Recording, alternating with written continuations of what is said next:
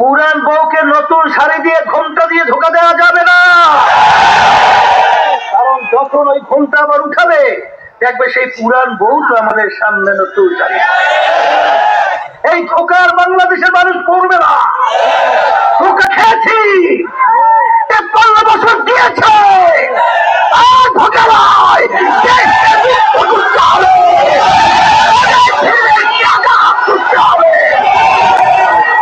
এই লক্ষ্যে পরিষ্কার ভাবে ঘোষণা।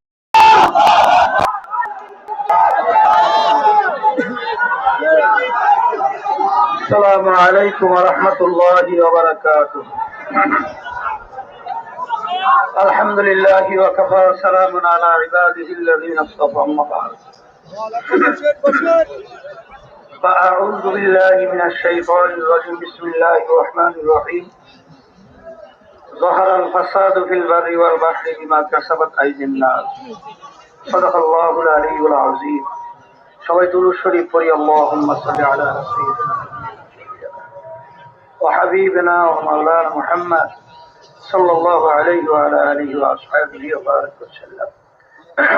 আমাদের সম্মানিত ধর্মীয় উপদেষ্টা আবু খালিদ সাহেব দামাত বারাকাতুহু, তিনি গুরুত্বপূর্ণ আলোচনা রেখেছেন। সব বিষয় তিনি ইঙ্গিত দিয়ে গেছেন। জামে মানে একটা বক্তব্য তিনি রেখেছেন, তাকে আমাদের পক্ষ থেকে ধন্যবাদ জানাই।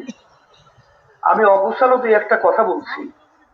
ইসলামী আন্দোলন বাংলাদেশ প্রতিষ্ঠিত হয়েছে 1987 সাল, আজকে চলছে 2025, প্রায় শেষ, ঠিক না? আমাদের মার্কায় দলীয় প্রতীকে একজন এমপিও কিন্তু সংসদে যায় নাই। সুযোগ বহুতবার এসেছে, এখনো আছে। ইসলামী আন্দোলন প্রতিষ্ঠিত হয়েছে ইসলাম দেশ মানবতার কল্যাণের লক্ষ্যে। অনেকে আমাদেরকে নিয়ে বিভিন্ন সময় বিভিন্ন কথা বলে থাকে যে হয়তোবা কিছু স্বার্থের জন্য আমরা বিভিন্ন সময় পদক্ষেপ গ্রহণ করি। আমি তাদেরকে বলবো, আপনারা ভুল বুঝেছেন, আপনারা বিষয়টাকে সঠিক বলেন নাই।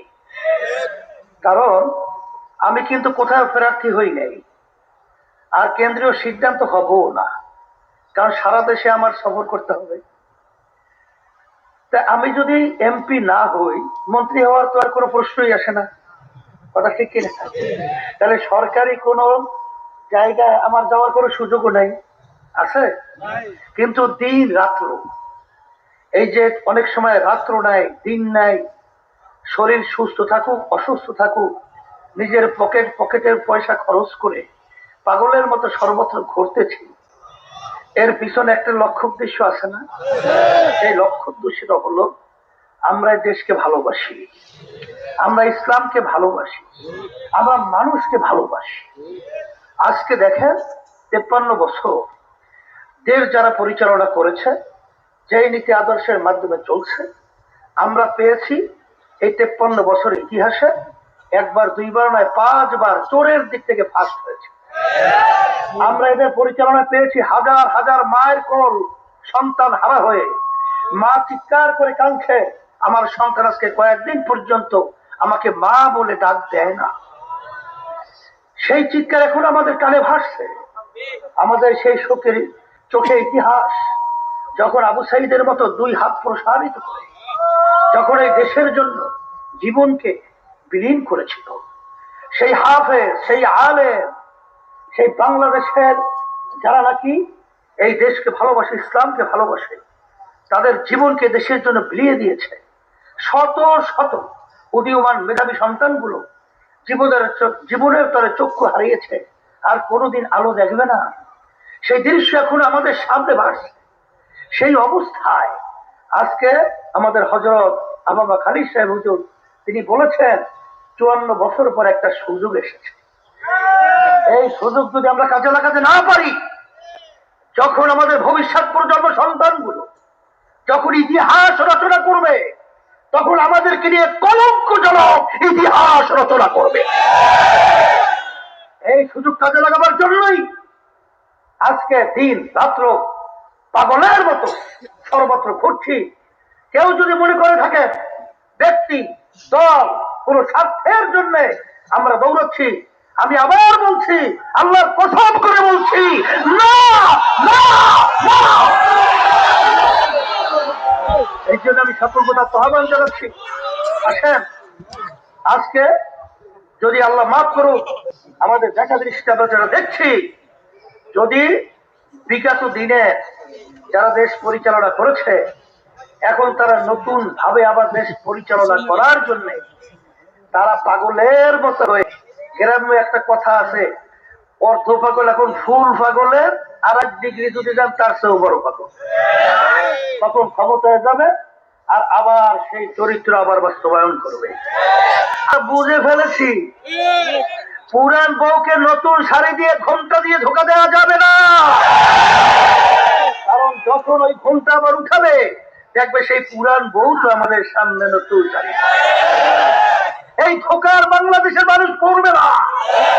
ধোকা খেয়েছি, 53 বছর দিয়েছে, আর ধোকা নয়।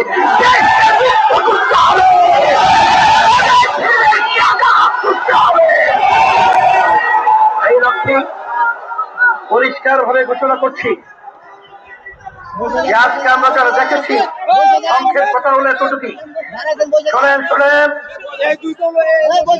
কথা শোনেন, কথা তো বলেই যেতে হবে। আমরা যেটা আলোচনা পর্যালোচনা করার পরে পেয়েছি, এককভাবে যদি আবার এই ফ্যাসিস্টরা ক্ষমতায় আসে, তাহলে আমাদের এই দেশ রক্ষার জন্য, ইসলামের জন্য, মানবতার কল্যাণের জন্য, এবং যারা বিশেষ করে বৈষম্য দূর করার জন্য যারা জীবন দিয়েছে, পঙ্গু হয়েছে, চক্ষু হারিয়েছে, আবার সেই পিছনে রাস্তাটা আবার সেই ফ্যাসিস্ট হবে। আবার সেই আমাদের দেশের বিদেশের আধিপত্যবাদীরা আমাদেরকে প্রিসক্রিপশনের মাধ্যমে আবার পরিচালিত করবে। এটা আমাদের সতর্ক হতে হবে। হ্যাঁ, তবে একটা কথা হলো, কাজ তো নিজের ব্যক্তি স্বার্থ, দলের স্বার্থের জন্য করি না। ভুল ত্রুটি হলেও আল্লাহ মাফ করবেন। আমি বহু ওলামায়ে কিরামদের সাথে আলোচনা করে দেখেছি, সবাই বলেছে, হুজুর আমরা কাজ তো নিজের ব্যক্তি স্বার্থের জন্য করি না, করি ইসলাম, দেশ, মানবতার কল্যাণের জন্য। আল্লাহ রাব্বুল আলামিন আমাদের জন্য পথ খুলে দেবেন। আর আমার মন বলছে, আজকেও বলছি, আমি চুয়াডাঙ্গায় বলেছিলাম যে আমাদের দেশের বড় বড় নেতারা, বিশেষ করে প্রধানমন্ত্রী শেখ হাসিনা, সে বলেছিল কি, হাসিনা পালায় না, ওরে গর্ব, ওরে দাম্ভিকতা, ওদিকে ভাত পাক করে খেয়েও যেতে পারে না। তাহলে বুঝা গেল আল্লাহর বাহির আলমের বাহির, কথা ঠিকই না? আল্লাহ রাব্বুল আলামিন এক জালেম, এক ফ্যাসিস্টকে তাড়িয়ে আবার আমাদের উপরে আল্লাহ সেই জালেম ফ্যাসিস্ট চাঁদাবাদ চাপিয়ে দেবে। এটা আমার মন বলছে না।